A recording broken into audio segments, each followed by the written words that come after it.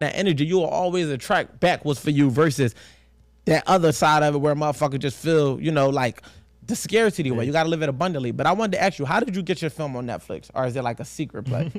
I don't want to put a film on Netflix. I'm just like, I just think it's dope. I was working hard. All right, that's respect. Next time. I was working. No, seriously, it was though. That's what it was. It got turned down the first time. It got pitched, and then I pushed it crazy throughout the year. I pushed it for a year. You know, put it on Prime, put it in on Xfinity, put it in the Redbox, put it on demand. You was pushing it. Yeah, you just tally up all the numbers. When you start to numbers talk, you start taking people numbers. You start taking networks numbers, and it was a good film. Yeah, you know what I'm saying? It was a real good film. So when they saw it, I guess they was like, yeah, this, you know what I mean? This makes sense. Let's do it. And then when they you know, when they put it up there, it made noise. Yeah. A lot of people be on Netflix that's like stars and don't trend. I trended for 4 months and then trended for another 3 months a couple months later. Like, you know what I'm saying? That's heavy. Fourth most watched movie on Netflix for 24 hours straight. That's heavy. That's heavy. No, that's heavy. Like that. Philly might not think it's heavy, but no, that's heavy. Netflix do. Yeah. No, I do. No, but I think it is heavy, and I think that one thing I'll say about just the mindset here in general, I feel like everybody kind of like we all kind of like in pursuit of something, right? So sometimes like the flowers get lost in translation or in transition of somebody being over here, and then they look up like, damn, I didn't even know Black had 6 movies out.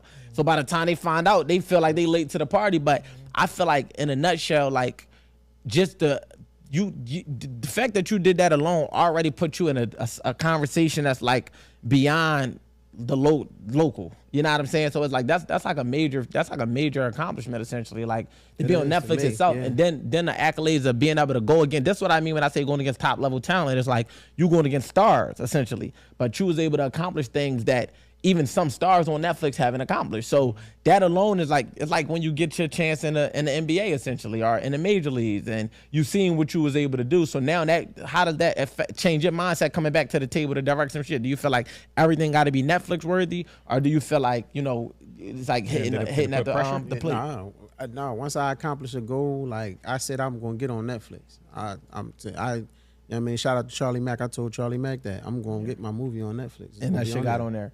Yep. Yeah, because once I accomplish something, it's like, yeah, I want to do it again, but now it's not no big deal because I accomplished it and I reached something. I reached the highest streaming platform, and it's like, you know, now if I deal with y'all, it's like y'all gotta give me some money. If y'all not giving me crazy money like y'all giving these other people, then we'll have to work something out. Well, no, I'm cool. I don't have to be there. One thing about me, I was blessed, man.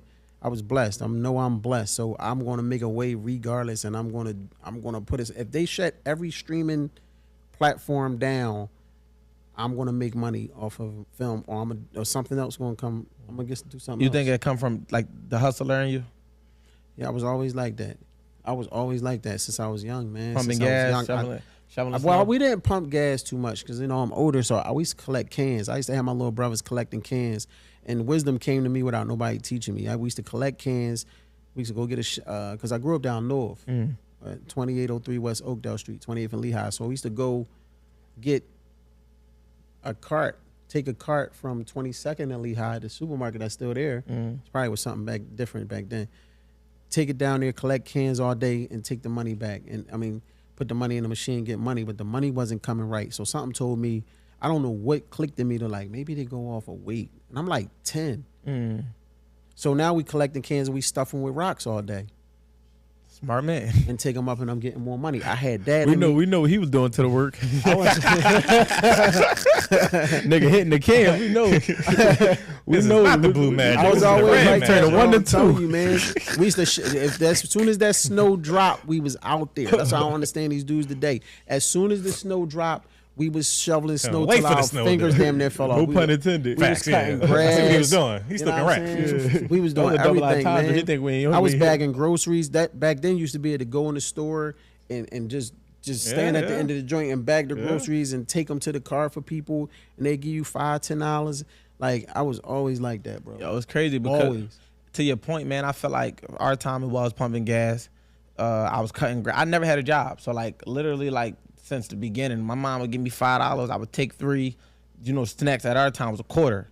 I buy $3 worth of snacks and shit, sell it for double. That I do that every day. I make like $20 a week in school in like 7th grade. Like that was a cool. And I would work. You I would work. Like you said, like a job? Yeah, I had plenty of jobs. No, but the thing is, I don't got no smut to a job. I'm just saying, like, I just never had one. Like, I was 14 trying to get my working. I did get my working papers, but one of my homies, he altered my perspective on jobs. And I don't know if this was good or bad, but I remember at the time, they was throwing parties. Like, my generation was heavy on that. And, like, just before I got into it, I just remember I used to always hear him say, man, why would I go punch a clock for 2 weeks and make $300 when I could make $5K in one day of a party? You know what I mean? It was like, at the time, as a kid, it made sense. And then when I actually started throwing parties, I started to see the money. How old was you, though? When I started to throw parties, 15, 16. But see, when I was 15, everybody was hustling. Yeah. Everybody was hustling. Yeah, y'all did. Yeah, and I kept saying I wasn't gonna hustle. Yeah. I started late. Yeah. I didn't hustle until I was 18, 19. That's crazy for that to be late. But it is. Because everybody. That's still young as fuck. Everybody was hustling 13, 14, 15. Yeah, because everything. Yeah. I wouldn't hustle. I didn't want to hustle. I was working at the car wash at H100 in Park. Yeah. Complete car wash. It's a different name now. Right there, same car wash at H100 in Park. I was working there. I bought my first car off there, a blue Ford Taurus. I was in like the 9th grade. The crazy thing is, I think that like people in today's society for sure have got lost on hustling. Like not hustling like drug hustling. I mean hustling like just doing what you got to do to make bread. Because I feel like even when I was like they don't want to do it. They don't want to do it. Nobody want to grind no more. And I feel like even like just recently, like I was telling a motherfucker a couple years ago when I was out the A. And like I couldn't get my business off the ground. I applied to drive Uber and Lyft. I had a goal. I'm like, man, I'm gonna do $200 a day. That's gonna be $6 grand. I'm gonna tuck this. I'm gonna pay bills with that. And I was gonna do whatever I had to do to get my business where I needed it to go. But I'm like, motherfucker really looked at me like, man, you was gonna drive Lyft. I'm like, yeah, because at the end of the day, I'm out here. I don't have the resources I have if I'm in my city. You follow what I'm saying? Where I could just make a call, I could do that. And I'm not talking about illegal stuff. I'm just talking about just being a businessman that I am. I literally could just my brand itself is worth more in this market, right? At the time, it's like, damn, I'm out here. I got the event space, but if we not getting no booking, shit not going. I got the Black Truck Series, but if I'm not getting no bookings, it's not going. And I don't have the connections I have to just be like, yo, let me do this. Let me promote you. Let me do that. So I'm like, man, I gotta find a way to get a cash flow.